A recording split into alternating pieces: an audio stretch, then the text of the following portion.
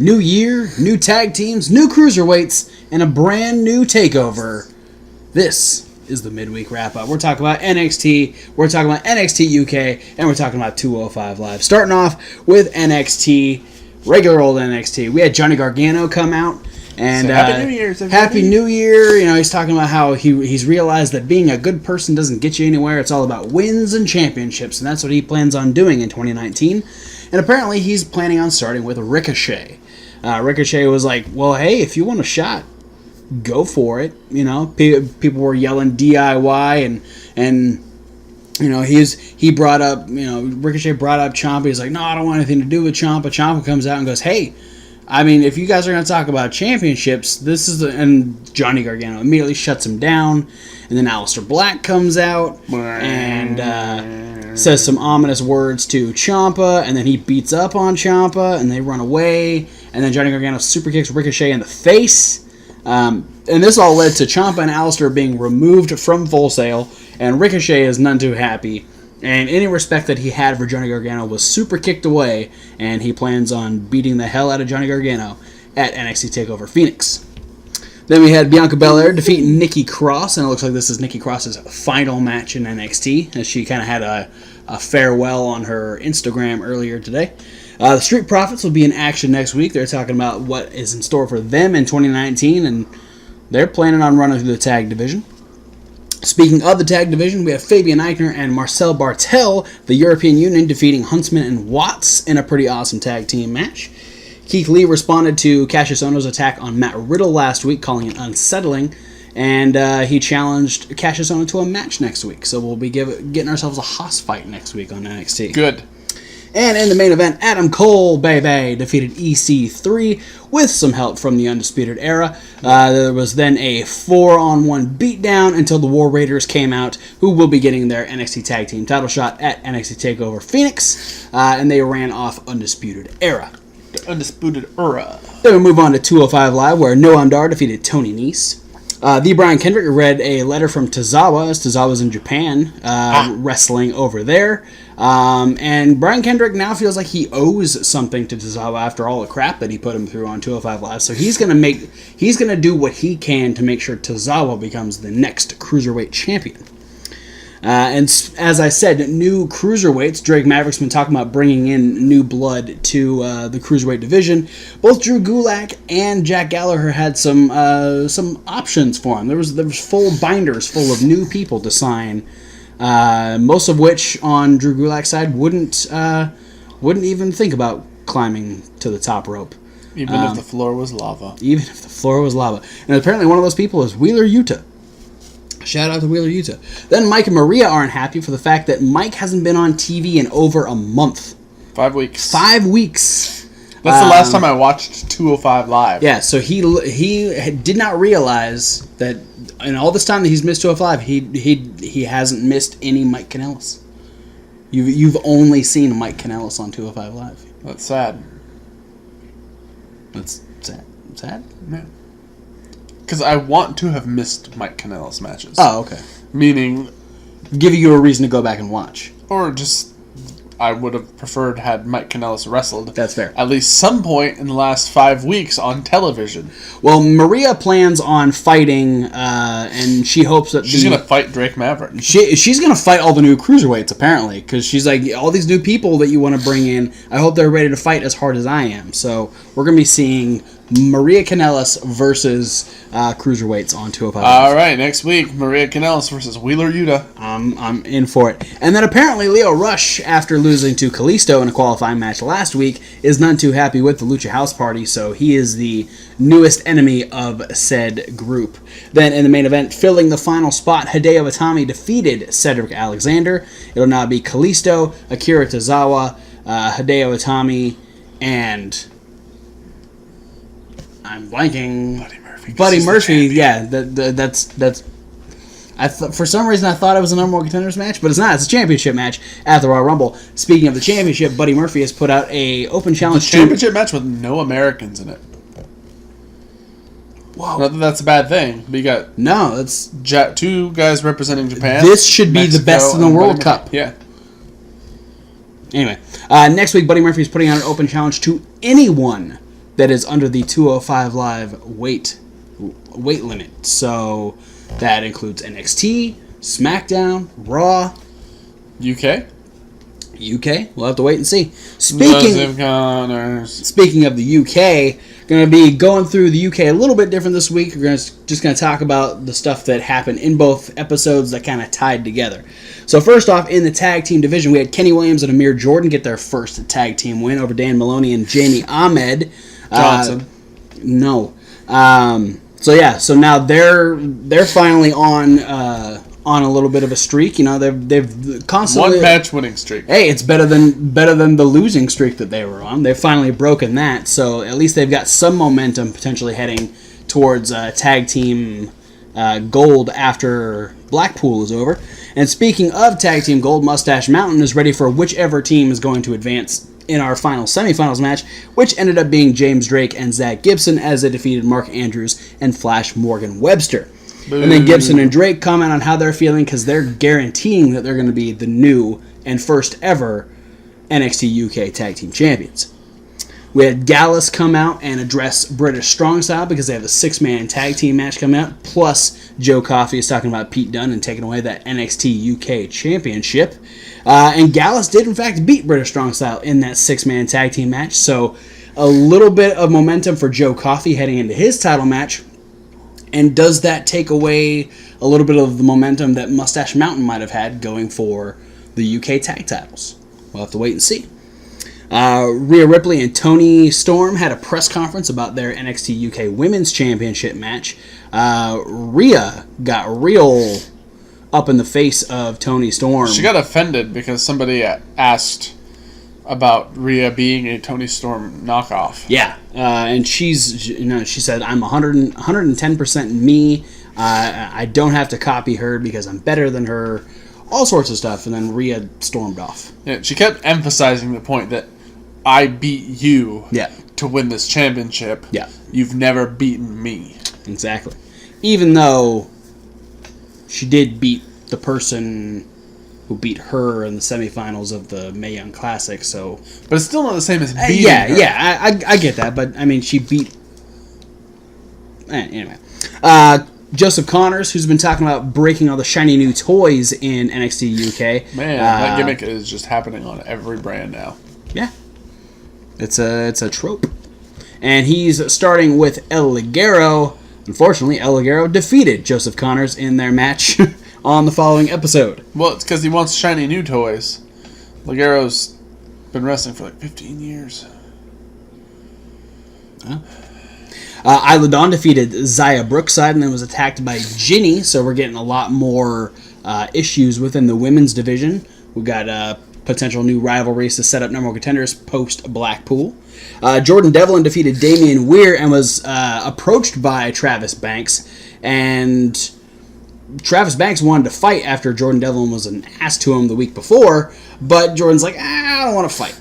That's fine. So then the next week, while Travis Banks was going against Tyson T-Bone, who he beat, despite a distraction from Jordan Devlin coming out dressed like Travis Banks and Saxon Huxley on the outside, this has officially made the fifth and final match for NXT TakeOver UK, Travis Banks versus Jordan Devlin. And with that being said, that is it for the midweek wrap-up. Kevin Hawk, what did you like about the midweek? A lot. I'm going to go with the team. It's a specific team that I like, and that's Marcel Barthel and Fabian Eichner. Well, I mean, that'll work really well with my like, because I really liked that match that they had with Huntsman and Watts, because it's one of those things where it got to show off how good, how strong and how fast Eichner and Barthel are, but it also didn't feel like a squash match because the jobbers got some fucking crazy offense, and it made it feel so much more competitive. It was like when they first brought in Umberto. It's that same kind of thing. It's like, oh, this guy's going to get just completely ruined, and then you get a really awesome match out of it. Yeah. It's one of those things that some of the guys in NXT get really well, and it's that, you know, sure, a squash match might make you look impressive, you know, and that works if you're Keith Lee or Lars Sullivan or someone big. Well, and Keith Lee even didn't have those squash matches. Like he actually let the person get some offense and was like, hey, I'm going to show how long I can go. But yeah, I'm not saying he did, but the size wise, it makes sense if they would. Yeah, Lars Sullivan absolutely made sense. But I think in the long run, it makes you look more impressive if you beat a competitor that gets offense. Yeah. Yeah, it shows. I mean, yeah, you can take it. Like Watts was a super tiny dude. Yeah, like you probably could have if it was just him versus one of Eichner or Bartel, they probably would have crushed him. Yeah, but that doesn't mean that you can crush every single person on the NXT roster. Mm-hmm. The fact that they were able to go toe to toe with these guys shows that hey, even people who come to play, even if we weren't expecting a fight out of these guys, we're ready for that and we're ready to overcome that. So yeah, I've you've missed out on kind of their joining, which happened on NXT UK, but I like the fact that they're now kind of on both NXT and NXT UK. So I'm stoked to see more of that team. What did you love? That was stuff. I don't remember that part, honestly. Actually, if you play that backwards, what he really loved was Cedric versus Hideo. Yeah? Yeah. I'm 205 Live really brought it this week. I wasn't that I love Noam Dar. Mm-hmm. I didn't get too invested in the match with Tony Nese. Tony Nese is a really good talent. He's a really good hand on 205 Live. But the way they use him, I just start zoning out when he's in the matches. Yeah. Because, he is kind of playing the sub-boss to Buddy Murphy. Yeah, he really is. But at the same time, it's like, that's all he seems to be doing. Like, they keep talking about, oh, he's going to branch out. Oh, he's trying to make a name for himself.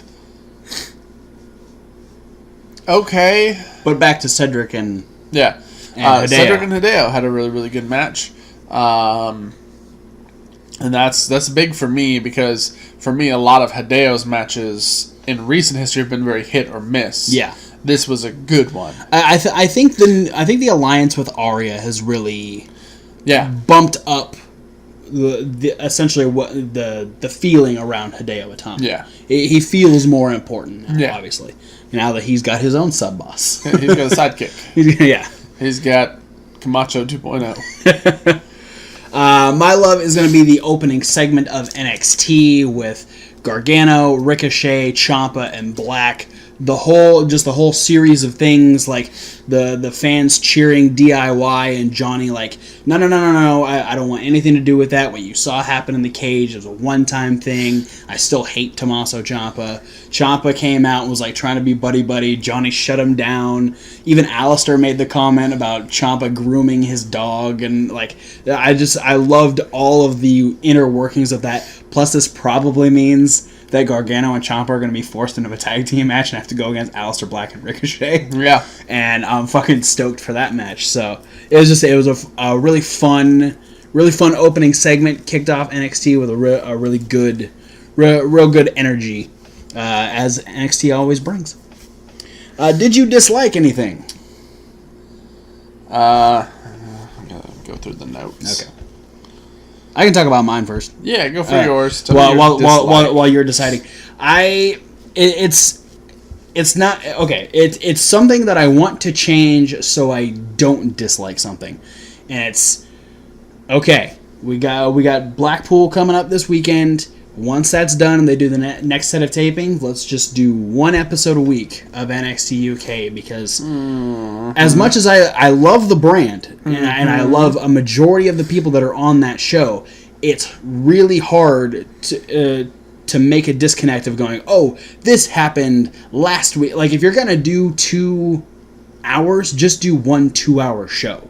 Yeah. But trying to pretend that, oh, this one episode that happened at 2 o'clock and this one episode that happened at 3 o'clock are 2 completely different shows. Like, it's easier with regular NXT because it's weekly. Yeah, they're all shot at the same on the same night or within the same 2 days, but they're spread out. So I feel like that it's a brand new night with brand new things that are really carrying over from what happened last week.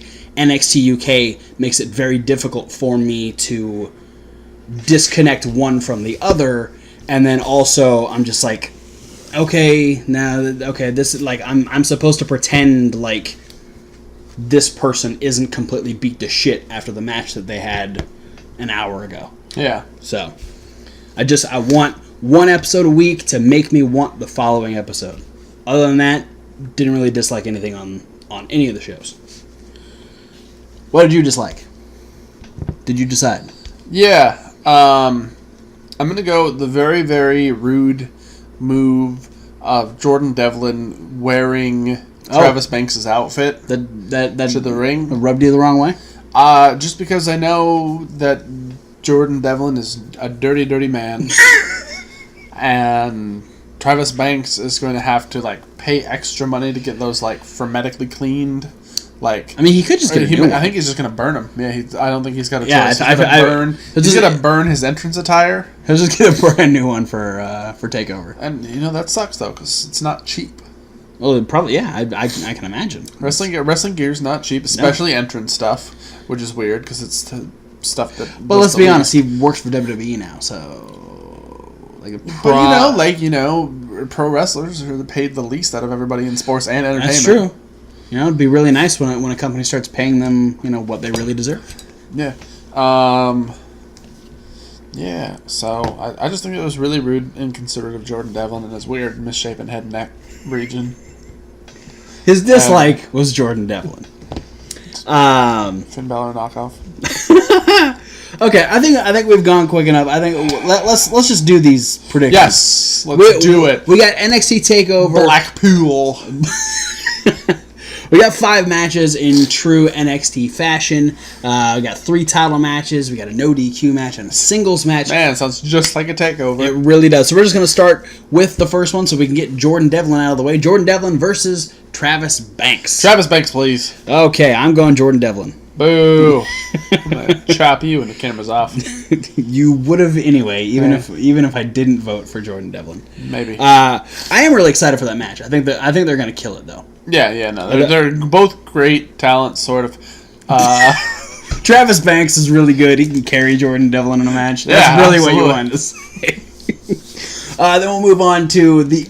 Okay, so we got Jordan Devlin and Travis Banks, 2 quick guys. On the opposite side of that, we have Eddie Dennis and Dave Mastiff in a no DQ match. Both even quicker than Jordan Devlin. Oh, absolutely. 100%. They're running... No, they're not. This is going to be... Dave Mastiff's nickname is Sonic the Hedgehog. When he rolls, maybe. Sonic rolls. That fucking that launch thing that the cannonball he does from across the ring, halfway across the ring. It's nuts. Yeah, and that's why Eddie Dennis is going to win. You think so? Yeah. I'm also going for Eddie Dennis. Yeah, no, Eddie Dennis. Here's the difference: is Eddie Dennis in WWE UK is going to be more aggressive. Oh, for sure. Mastiff can be very violent, can be very aggressive, but so far he's kind of just booked as, with the exception of like when he's actually doing moves, he's kind of like the jolly fat guy that you'd like. He really is. Like that you would like, you'd go into a restaurant and like he would be working there or eating there and he'd be making friends with everybody else. Yeah, and like when he first showed up, I was like, okay, this guy is scary. Then they started talking, I was like, I'd be friends with this guy. Yeah, Dave Mastiff is a cool dude. That's the way they book him in NXT UK. I mean, I know he can get very aggressive. Oh, yeah, he's very a monster. Violent. He's an actual monster on the Indies. I've seen him do some things, and but I think it being no DQ is going to give Eddie Dennis the edge. All right, because Mastiff's kind of like, Mastiff had the first win. Yeah, well, and I think that's the thing, is that the fact that Dave Mastiff is still undefeated. Yeah, it's going to take an aggressive Eddie Dennis in a no rules match to take down someone as big as Dave Mastiff. Okay, and we are going to crown the first ever NXT UK Tag Team Champions as Mustache Mountain takes on Zach Gibson and James Drake. Who do you got for this one? It's going to be Mustache Mountain. There's people have been wanting Mustache Mountain as Tag Team Champions since they beat Undisputed Era, and that Tag Team title was so flash in the pan. Yeah. Like, this is, like... And I think it makes sense, Tyler Bates is just going to be the first ever champion of whatever he can possibly be. Yes. In WWE. I feel like having Mustache Mountain win those tag titles is going to be a huge moment, and it's going to be in major contrast to the main event. Yeah. So I think there's a lot more heels that'll come up and fight for the titles against Mustache Mountain. Mm-hmm. Yeah, and I agree with you with the whole Tyler Bates situation. Yeah. Because I think when they eventually bring in their mid-card championship as well... He's going to be the first. Which will be like... Because they have like every other championship available in like all the different brands. They'll bring back the European title. No, it's going to be the Intercontinental Championship. Somebody make that title on 2K19. I want to download that shit. Make it, please. The NXT UK Intercontinental Championship. That is a fucking mouthful. But you're going for Mustache Mountain? Yes, I'm going for Mustache Mountain. All right, we'll move on to the UK Women's Championship. Rhea Ripley defends against Toni Storm. The Rippler. Really? Yeah. Rhea the Rippler? Rippler. The Rippler crossface. You're okay. You're going that direction. Yeah. She winning? Yeah, absolutely. I agree. Triple H has such a thing for Rhea Ripley. It's not even funny. Well, I have a thing for Rhea Ripley. Yeah, this I think from what I see this is a the way Vince has a thing for like a John Cena. This is the Triple H has that for Rhea Ripley. Rhea Ripley is the female equivalent to Triple H. Or something. Or it's like... Because he had that thing with Pete Dunne, too. And that's why Pete Dunne's been the champion for almost 2 years. He has a thing with people who shave half their head. Yeah, maybe. Or just... Well, not half their head, but like one side of their head. Yeah. Just quadrants of head shaving. I don't know what it is. I don't think it has to do with the haircuts, but it helps. And because him over the edge. Because he used to have long hair, but now he's got shaved head, so he relates to both sides. He's like, this is what I used to know. This is what I know now. Yeah. That's the thing is Rhea, I think, is in for a long. I agree. And if it's not that long, then it's going to be very dominant. Oh yeah. Now, I see her keeping it at least 6 months. Yeah. I see if she drops it in 2019, it won't be until the summer. Maybe even SummerSlam weekend or before SummerSlam. All right, moving on to the big title. Pete Dunne has had this title for a long fucking time. Yeah, like I said, almost 2 years. He's had it since 2017, summer of 2017. 500 and some days. Yeah, I feel like Joe Coffey's got to take it. Yeah, and that's what I was talking about with Mustache Mountain's going to win the tag titles, but Joe Coffey's going to win the UK title. So now we're still going to have that British Strong Style versus Gallus feud. Just one side's going to be chasing one belt, one side's going to be chasing the other. Yeah, I agree. Joe Coffey's going to win, and it's this is the thing. It's Rhea is picking up now where Pete Dunne is leaving off. Yes, because it's the Triple H thing. Yeah, these are the Triple H chosen people. Yeah, we've had one long champion. This one's going to change, so now we can have this one. But I do have a little asterisk caveat about this whole theory. Okay, is that I believe that Pete Dunne is going to drop the belt now, so he can win it back around WrestleMania time. Oh, so Coffey's not going to keep it very long. No. I foresee that maybe not a full UK takeover around WrestleMania. Right.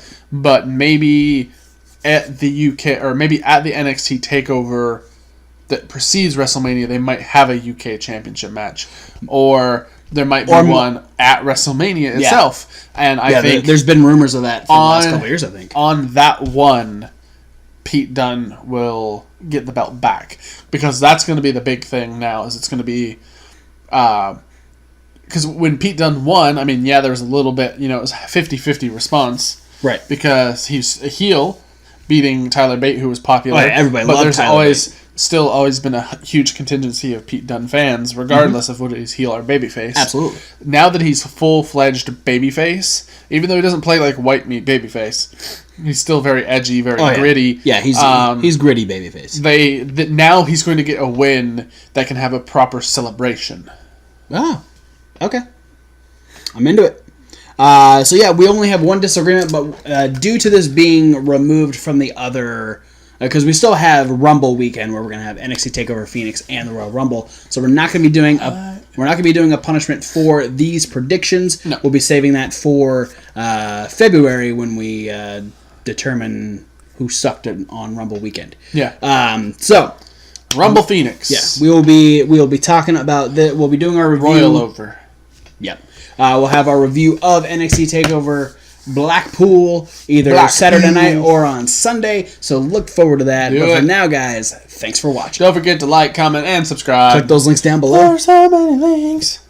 There's podcast links. That's the one that says SoundCloud. And there's Reasonable Wrestling Fans. It's reasonable with the W. Like wrestling. We're listed with Kevin Hawk, Question of the Week with Thomas Wolf, other videos loosely based around wrestling. But we also have an entire playlist of unboxing videos where we get cool shirts like this 4 Horsemen t-shirt. We get Micro Brawlers, Funko Pops. We also have an entire playlist of punishment videos. As we were just saying, you can find out exactly why Kevin Hawk's wearing this shirt. But for now, guys, thanks for watching, and we'll see you at whatever video you decide to watch next. I dislike them a lot. Fuck Modus. Fuck Modus.